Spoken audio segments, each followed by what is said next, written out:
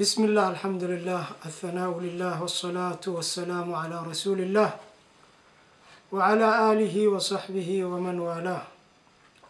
أما بعد، فقد قال الله تبارك وتعالى في كتابه العزيز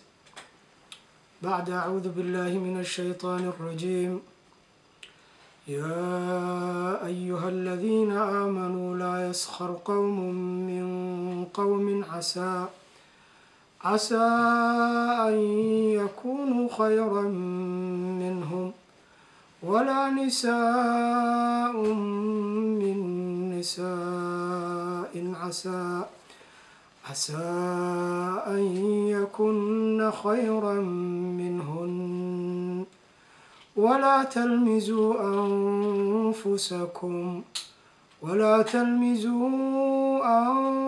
أنفسكم ولا تنابزوا بالألقاب، بئس الاسم الفسوق بعد الإيمان ومن لم يتب فأولئك هم الظالمون. يا أيها الذين آمنوا اجتنبوا كثيرا من الظن إن بعض الظن إثم ولا تجسسوا ولا يغتب بعضكم بعضا أيحب أحدكم أن يأكل لحم أخيه ميتا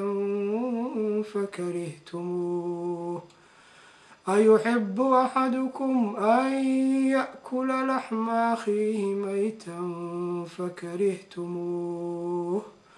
واتقوا الله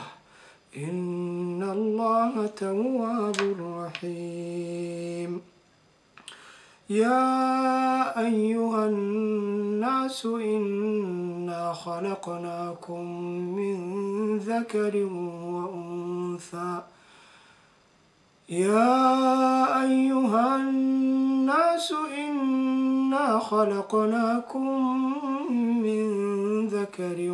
وأنثى وجعلناكم شعوبا وقبائل لتعارفوا إن أكرمكم عند الله أتقاكم إن الله عليم خبير. قالت الأعراب آمنا قل لم تؤمنوا ولكن قولوا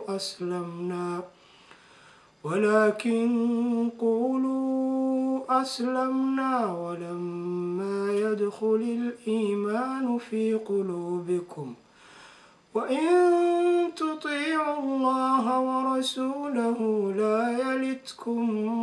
من أعمالكم شيئا إن الله غفور رحيم. صدق الله العظيم وبلغ رسوله النبي الوفي الأمين ونحن على ما قاله ربنا من الشاهدين وله من الشاكرين. intaa kadib walaalayaal, ilaahay subxaanahu watacaala wuxuu leeyahay aayad qur-aan ah oo ku jirta suuradda la yidhaahdo suurat almujaadala: alam taclam ana allaha yaclamu ma fi الsamaawaati wama fi اlأrض ma yakunu min najwa halaaثatin ila huwa raabicuhum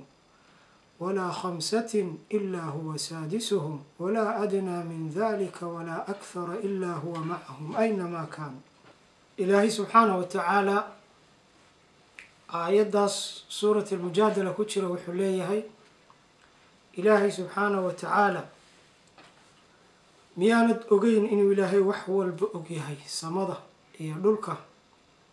iyo cid kasta oo wada joogto wada hadlaysa maa yakuunu min najwa 3 ilaa huwa raabicuhum. labada qof saddexda qof ee faqaya wada hadlaya ilaahay subxaanahu watacaala wuu la joogaa, 4 buu ku yahay. 5 markay yihiinna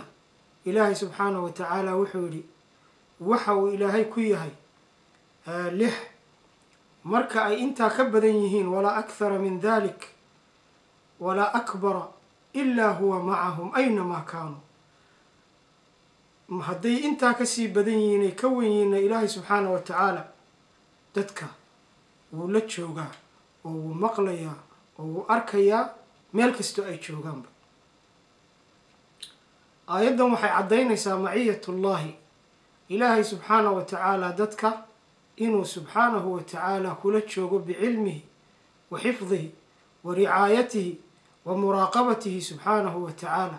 xifdigiisa iyo ilaalintiisa iyo cilmigiisaba ilaahay subxaanahu wa tacaala inuu kula joogo oo uu arkaayo oo meel kastoo ay dadkaasu joogaan in ilaahay subxaanahu wa tacaala la joogo aayad kale ilaahay wuxuu leeyahy yastakfuuna min annaas walaa yastakfuuna min allah wa huwa macahum aayaddan labaadna waxay sheegaysaa aayaddii hore un ilaahay wuxuu ku ceebeynayaa dadka munaafiqiinta dadka ayay iska qariyaan ilaahay laakiinse iskama qariyaan ilaahayna wuu la joogaa oo wuu arkayaa markay xumaanta maleegayaan ay sameynayaan ilaahay subxaanahu wa tacaala suuradda laydhaha suuratu taqaabun wuxuu leeyahy yaclamu maa fi samaawaati wamaa fi lardi yaclamu maa fi samaawaati waalardi wayaclamu maa tusiruuna wamaa tuclinuun ilaahay wuxuu og yahay wax kasta oo samada jooga iyo ama dhulka jooga ilaahay wuxuu og yahay waxa aa qarsanaysaan iyo waxa aa muujisanaysaan aayadaha waxaynu ka fahmaynaa oo aan maaragtay kelmadayda doonayaa inaan maaragtay kusoo yacni saleeyo oo aan saldhig uga dhigo aayadahan in laynaga rabo muraaqabatullaahi fi lkhalawaat aw fi siri waalcalaaniya ilaahay subxaana wa tacaala inaynu ka xishoonno oo aynu ilaalino oo aynu caabudno inaynu arkayno oo kale meel kastaynu joogno markaynu gaar nahay oon cidina arkayn iyo marka aynu cidina arkayso waa inay isku mid inoo noqotaa nabigeenu wuxuu leeyahy sala allahu calayhi wasalam xadiis saxiixa ittaqi llaha xayثumaa kunta waatbici sayi'ati alxasanata tamxuhaa wakhaaliqi nnaasa bikhuluqin xasan ilaahay subxaana wa tacaala ka cabsa baa ilaahay leeyahay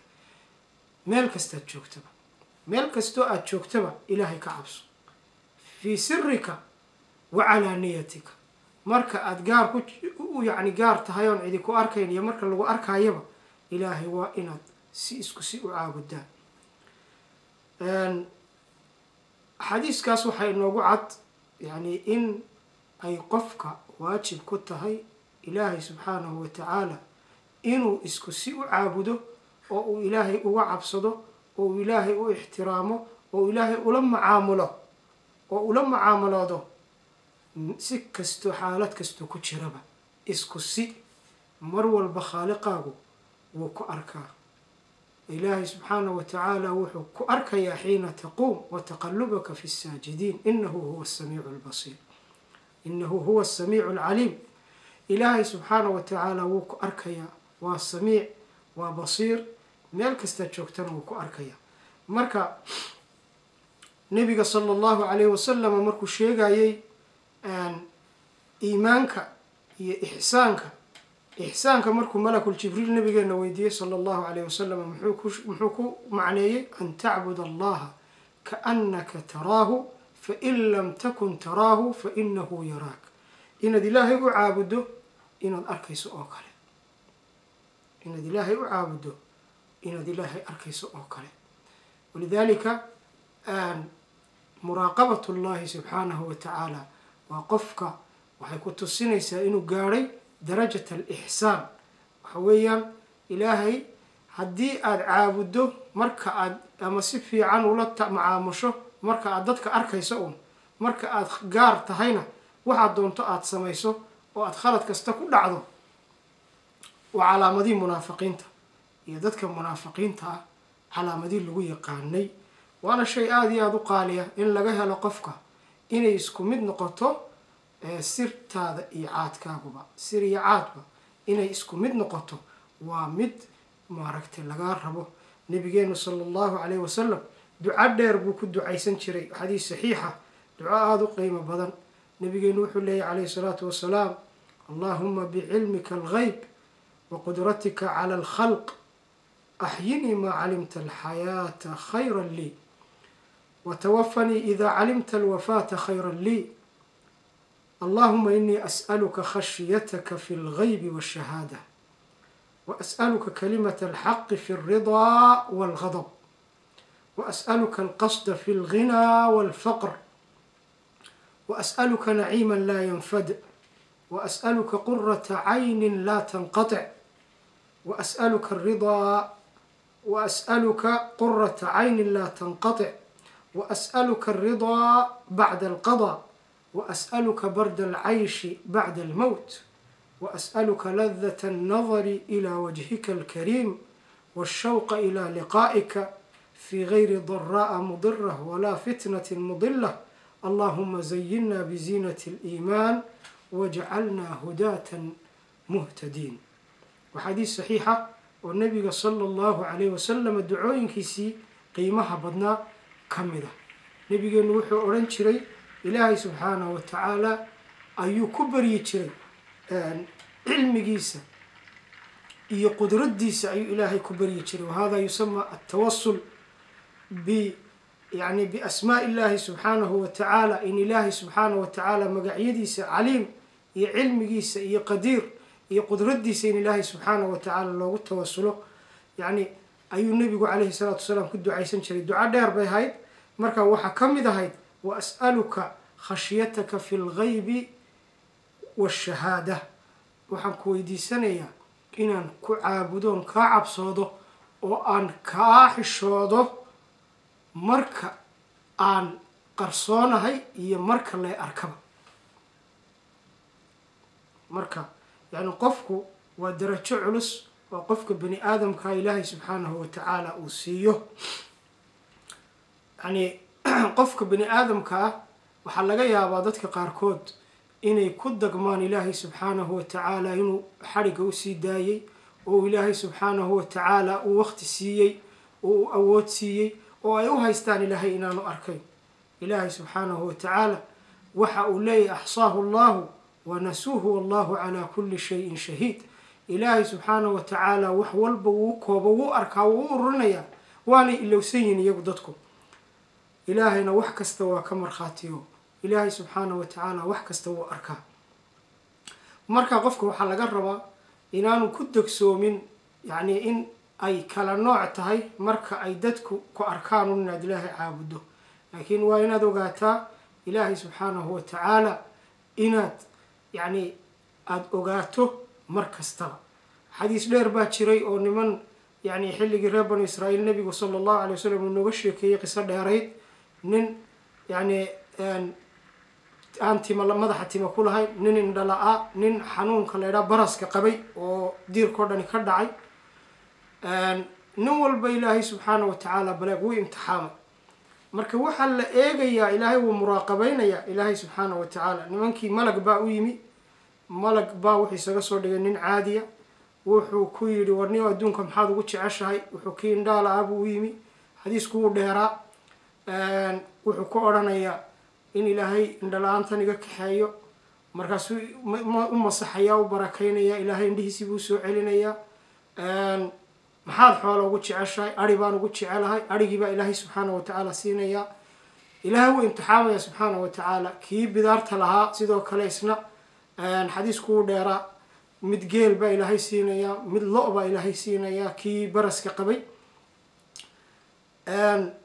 marka ayuu haddana iyagoo yani mid walba kii baraska qabay ilaahay baraskii uu ka kaxaynaya xoolo ilaahay siinaya kii bidaarta iyo timaha yani bilaa ahaa yani maxaa la yiraahdaa